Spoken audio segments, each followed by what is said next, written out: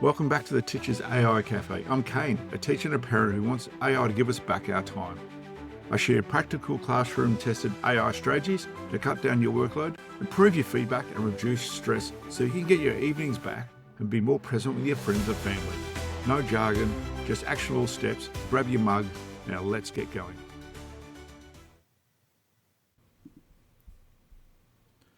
The biggest lesson from teachers using AI is not that every classroom needs more technology. It's almost the opposite. The biggest lesson is that AI forces teachers to become clearer about what is good teaching actually looks like. Over the past series of interviews I've done on my podcast, I've spoken to teachers, school leaders, educators across different subjects, different schools, different levels of experience with artificial intelligence. Some are using AI every week, some are still cautious. Some see enormous potential, others keep coming back to the same warning. Technology is only useful when it strengthens learning. That is the real story here. Teachers are not learning that AI can magically fix education. They are learning that AI can save time, improve planning, support students, open new possibilities, but only when the teacher remains firmly in control. The episode is going to bring together some of the key lessons from those conversations. What have teachers actually learned from moving into AI in the classroom? Lesson 1, AI should reduce workload, not reduce teacher judgment. One of the clearest lessons came through my conversation with Zach. Zach spoke about AI in a very practical way, not as something that's futuristic or theoretical, but something that can help teachers with the everyday pressure points of the job: planning, feedback, differentiation, supporting students that need extra help. This is where AI becomes useful. Not because it replaces a teacher, but because it can remove some of the repetitive work that often sits around the edges of teaching. A teacher may use AI to draft some feedback comments, create different versions of an explanation, turn a complex idea into simpler language, or generate examples for students who need more practice. Those uses matter because they give the teacher more time and energy to focus on the human part of the job. The danger, of course, is when AI is treated as the decision maker, and we don't want that. Zach's lesson is that AI can support teacher judgment, but it should not replace it. The teacher still decides whether the explanation is accurate. The teacher still decides whether the feedback is appropriate. The teacher still knows their class, their student, and their learning goal. So the first learning in this is AI should reduce workload, not your professional judgment. Lesson 2, AI works best when teachers know the learning goal first. The second major lesson came from my conversation with Kayla. I've had a couple of chats with her. Kayla's use of AI was not simply make a worksheet. It was more thoughtful than that. She uses AI to support planning, improve resources, create formative checks, and think through the sequence of learning. Now, this is an important distinction. The weakest use of AI is starting with a vague prompt: make me a lesson on cells, create a worksheet in World War I, the usual sort of things. The result is something generic because the instruction is generic.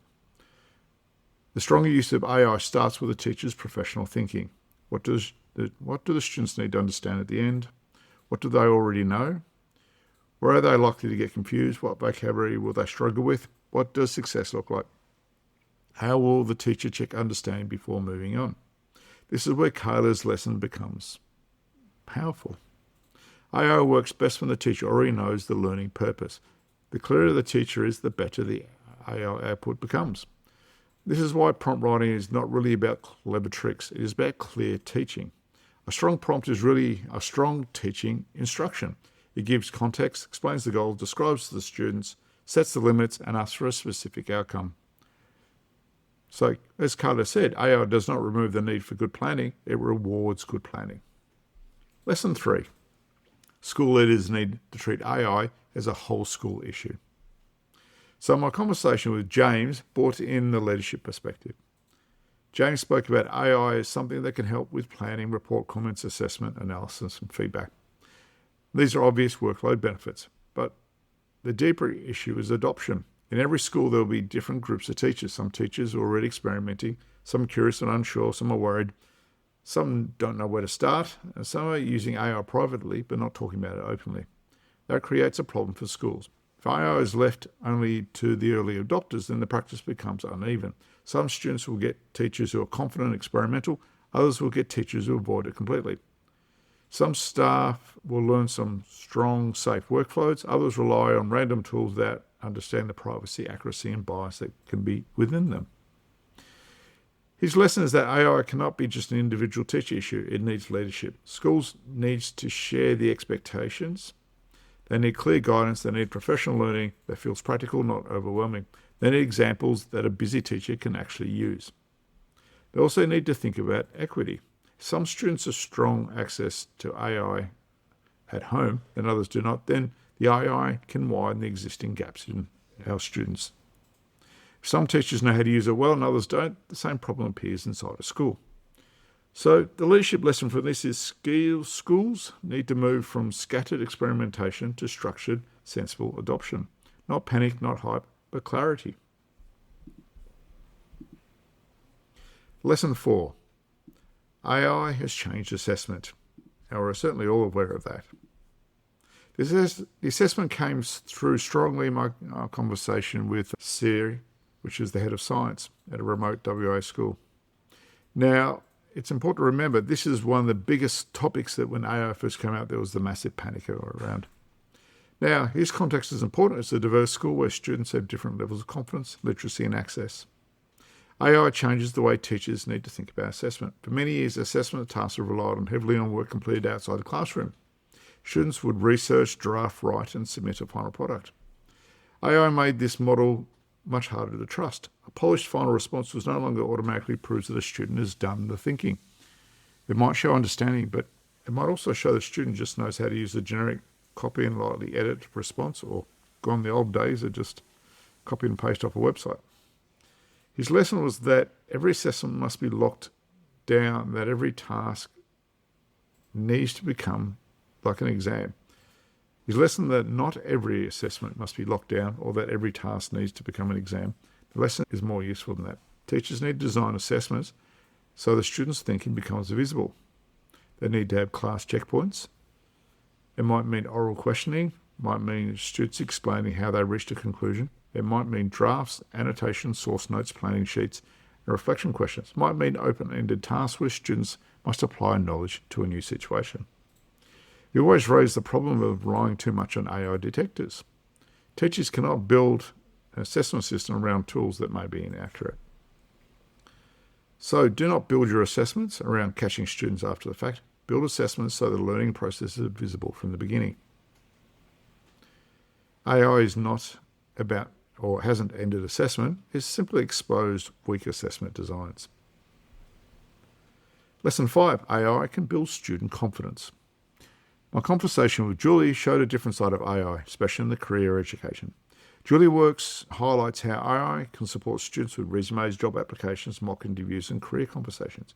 It matters because many students struggle to explain their own strengths. They might have good skills, but they don't know how to describe them. They might have informal experience, but they don't know how to turn that into a resume.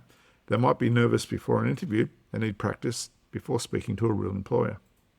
AI can help with that. It can help practice interview questions, improve a resume, rewrite an application in clearer language, ask what a job advertisement is actually looking for, and can rehearse before a difficult conversation. Now, for students who don't have someone at home to guide them through this process, this can actually be really powerful and impactful. But once again, the teacher's matters in here.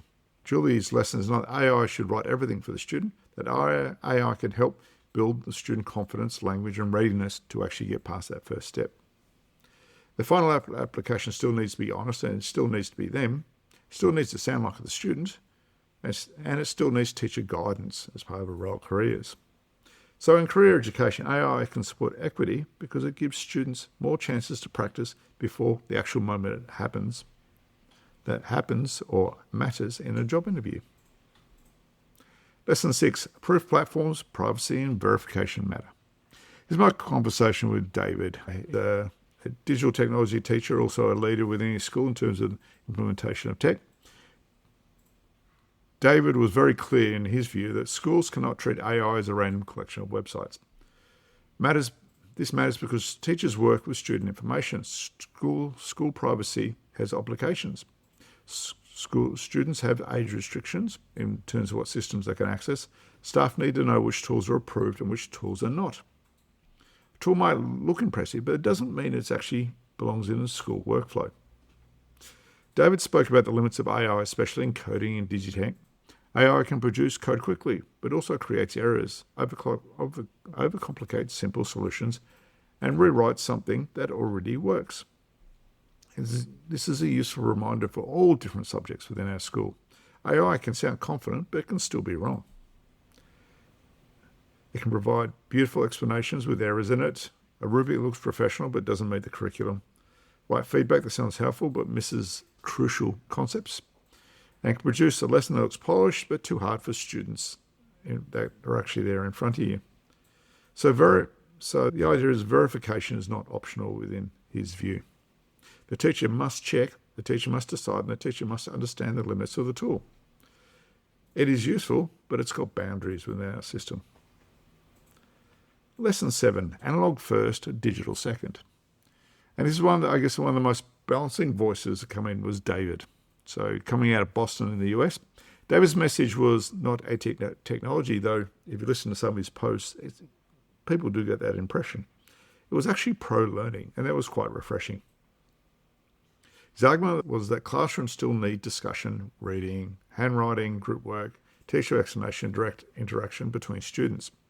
Sometimes the best lessons does not need AI, and that's quite logical, really. Sometimes the best learning happens when the students slow down and actually think. This is a vital lesson for the current AI conversation. There is a temptation to simply use AI because it's new, it's fast, and it's efficient. But new isn't always better. Fast isn't always better. David's lesson is that students should begin with teaching, with the learning, not the tool. And I agree with him 100% on that.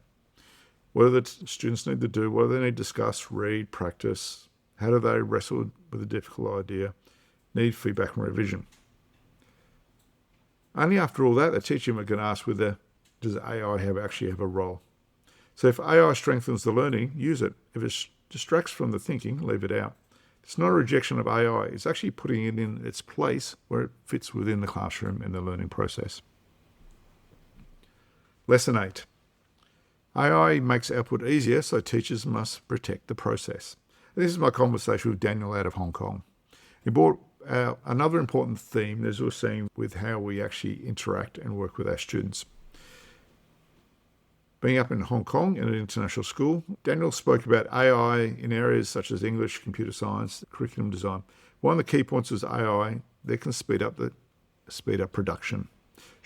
Students can generate ideas faster, teachers can prototype resources faster, code can be drafted faster, plans can be developed faster. But the faster output doesn't automatically mean deeper learning. This is especially important on subjects where the thinking process matters. In computer science, for example, a student needs to understand the problem, break it into parts, test ideas, debug errors, explain the logic. If AI jumps straight to the final product, the student may miss the actual learning in the process and not understand this process that they can then apply again and again for future projects. That applies across the curriculum. In the history of the learning is not the final essay. It's how the student uses evidence, weighs interpretation, and builds an argument.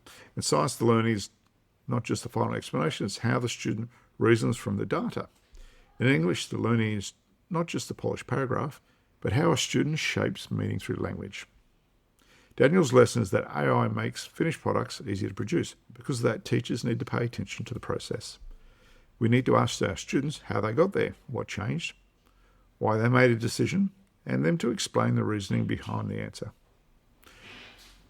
The future assessment may depend less on the final product, more on the visible trail of thinking.